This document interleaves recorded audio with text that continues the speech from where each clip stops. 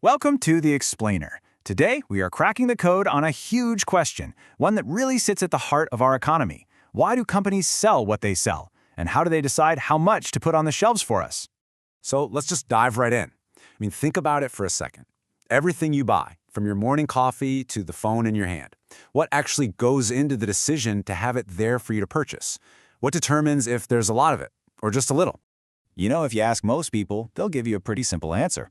It's the price. And look, they're not wrong. It's just basic logic, right? A higher price tag usually means a fatter profit, and that's a huge motivator for any company to make and sell more of something.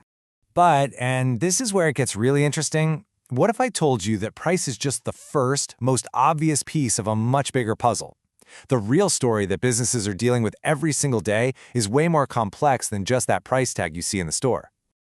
Okay, so let's start with that foundational piece, the price itself.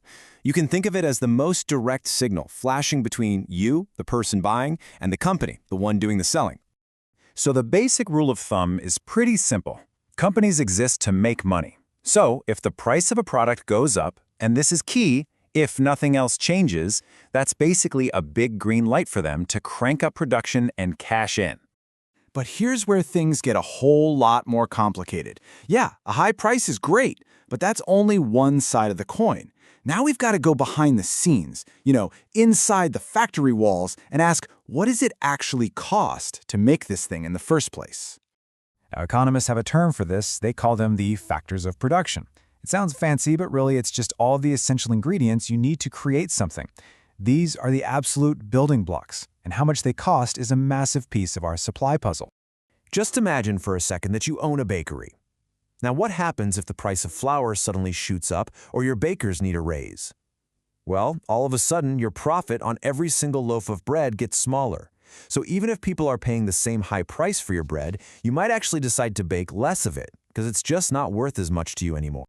And here's a brilliant example of how one single cost can hit different industries in totally different ways.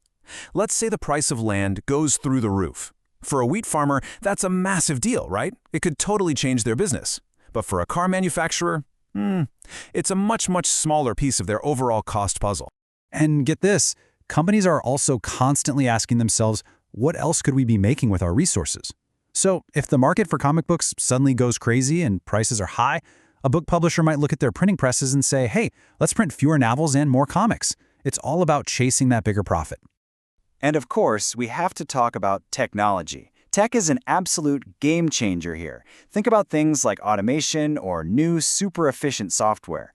These innovations make it possible to produce way more stuff with the same resources. And when that happens, your costs go down and your ability to supply more of your product goes way up. But, no company operates in a vacuum. So let's zoom out and look at the world outside, because there's some really powerful forces out there that are completely beyond a firm's control. And they can change the entire supply game, sometimes overnight. Government policy is a perfect example. A new tax on a product makes it more expensive to produce, which naturally pushes supply down.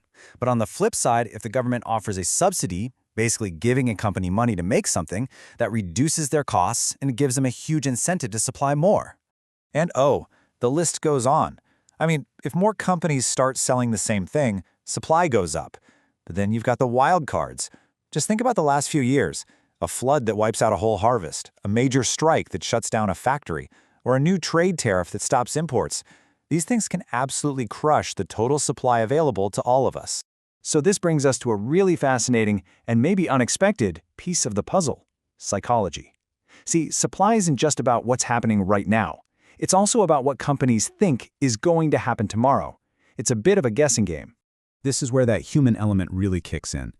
Sellers are constantly weighing their options. Should I sell my product now for this price, or do I think I can get an even better price for it in the future?